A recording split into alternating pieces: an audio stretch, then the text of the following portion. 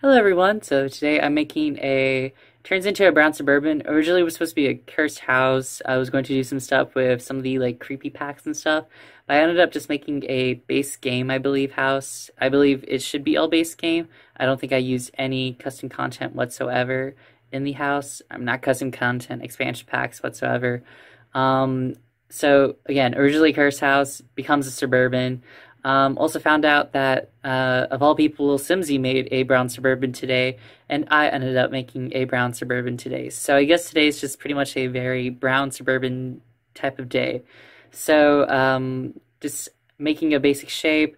Was kind of going for more of like a kind of like updone but still kind of old type of modern house, like one that like a middle class type of family would have, in the fact that like it's very, how you say, like has like some very like rich, and like you're trying to show off some wealth aspects, but also very like dingy in the fact that it's kind of old and stuff. So that's the type of house I'm going for. And then some stuff that I wanted to talk about today was I recently got the rabies shots. At least I started some rounds. I, you know, I gotta be honest, I still don't know if I was bit by a bat or not. Like, no clue whatsoever. But because I was exposed to a bat, I had to go and get a rabies vaccine because bats are 99% chance to have rabies, and you with their bite marks and stuff, they're needle-like. So, like, one, they fade after like 30 minutes. So they don't really show marks ever. And two, like during your sleep, you can't feel them whatsoever. So like I woke up on Tuesday morning, and 5 a.m., a weird time to wake up, hear like bats chirping, and I knew off the bat it was bats. And like I wasn't necessarily afraid. The house I'm living in, like I've been told like there's bats been here all the time. I live in the scholarship house, so like it's a bit of an old house, old scholarship house. So I've been told like it's normal, it's fine. There's not much we can do, yada yada. Um, so like I wasn't too concerned until I started walking around and realized that like the bat was actually next to me while I was sleeping, which again, like at the time, no thought, no concern. Just went on about my day. So went back to sleep with the bat pretty much next to me. 'Cause Sleepy Brandon does weird things. And I again just go about my day, go to class, and then I like tell a friend about like the whole weird situation with the bat. And he immediately is just like, you need to go to the ER and get the rabies vaccine. I was just like, what the heck? And all this was over text, but like, we had like a whole conversation, and he was just like, yeah, no, like, you need to go do this now. There is no question about it. And I was just like, well, like, I don't even know if it bit me or not, and stuff like that. And like, we were going through like all the logistics and stuff together. And I then texted my parents about like the whole like bat situation, and then like they said the same thing with like pretty much as he said. So I was like, okay, I probably need to go get the rabies vaccine then. I call like an urgent care place, and they told me that like they can't really see me because I've never been a patient there before, and because I don't have a healthcare provider there, and because of COVID practices right now, I can't really go there right now, just because of how they're set up. So I wasn't able to get into the urgent care place. But what the receptionist told me was that she also had an experience of something similar to this, and she was told by the professionals to go straight to the ER. So, taking that advice and also my friend and family's advice, I go to the ER, and I ask quickly. I'm like, I've been bit by a bat, supposedly. I don't know if I was or not, but I've been exposed to one. What do I do? I believe I need to get rabies vaccine, and the like person, the receptionist at the ER is like, okay, let me get your name and stuff, takes my ID and all that, and I get put into their registration system, and also they like just have me sit down in the waiting room. Sitting down in the waiting room for a little bit, and I go, and then I'm getting ready. I get my vitals and stuff taken. They check my temperature and all that, and they like put down like stuff to order the rabies vaccine. So apparently, like in the town that I'm living in for college right now, there's been like a lot of cases apparently of bat bites. So I'm not the only one, it turns out, which I guess like kind of soothes me and relaxes me a bit, but also like kind of is like this is sort of weird sort of situation with the bats. I believe that most likely there's much more bat bites because June and July is typically when bats like their babies are born and stuff and they like start coming out. But also like with this huge heat wave, probably like bringing out a bunch of bats, so they're trying to like find very cool places, especially like indoors. So I mean, like I don't blame them, but so pretty much exposed to a bat and getting rabies vaccine in the office, and then like I call my parents, tell them that they told me that the like shots are super expensive, but it's okay because our insurance could cover it. Turns out my insurance doesn't cover it because my parents have like a high deductible, I guess. I don't really know how deductibles really work, to be honest. But I know that you have to pay like a certain amount, like a certain cap, and then you start getting like the benefits of having people like helping pay for your stuff pretty much. And so knowing that like, oh, I'm getting shots that will end up costing my family a lot of money and I need tuition money instead, is really so fun, especially in college when you're trying to like save every little bit of money you can and stuff like that. But hopefully like we can get through it. I hope that we can. I'm sure that we will, but just a very like an add-on to like an already bad situation, you know? And another add-on to top of those situations is my family has a history of like having adverse effects with vaccines on like both sides of my family, so like my mom and my dad's side. So like one time my dad went to get like the tetanus vaccine for like work and he never went in for the second dose because he was like sick in bed for like 2 to 3 weeks from just the first shot. So like it was like not well at all. And so like that's just like one scenario. There's been like quite a few more. I'd rather not like stay on that though. But pretty much just with that added on, I was also a bit concerned. So like I asked the like doctor female there, and she tells me she first off just like yells straight off at me, and it's like all vaccines are different, so I don't even know why you're concerned, like just in a very serious tone. And immediately that just like catches me off guard because I'm just like, I asked a very like nice simple question of just like, is there any like adverse effects? My family has a history of them, just to be met with like, I don't know why you're concerned. So like that like threw me off guard. But she tells me like, no, it's just like any other vaccine.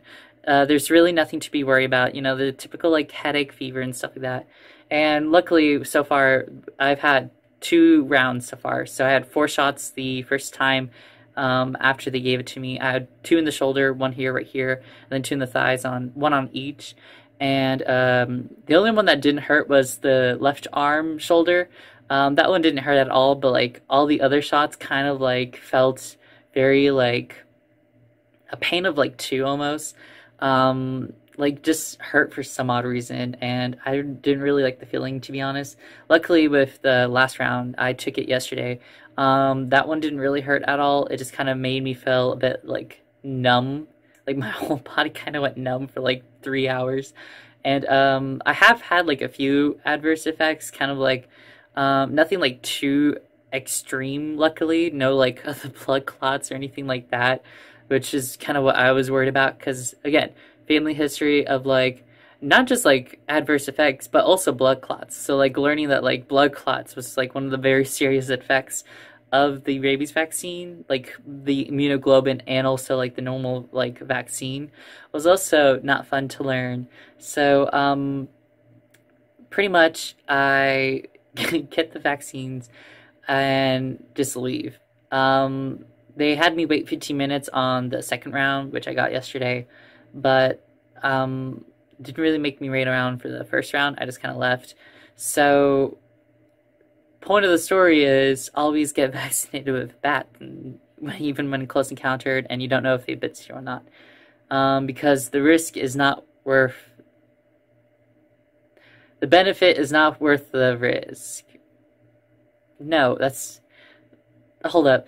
It would be I don't know why it's taking me so hard and so long to think. It's always be prepared. Is that a good one? I don't really know what the best of like advice to honestly give with honestly just always be safe with and always take the like route of like best safety, even if it's gonna cost you more money, even if it's like a risk. It's better to be safe with a higher chance than to be sorry with a low chance. Um, so yeah, that's my encounter with a bat. And the bats are still in the house. They're still on the first floor. They have officially made a whole coup, like a whole coop in the our fireplace. And right now we just have a couch in front of it, and it's not even barricading them. They're literally escaping the couch and like flying around and stuff.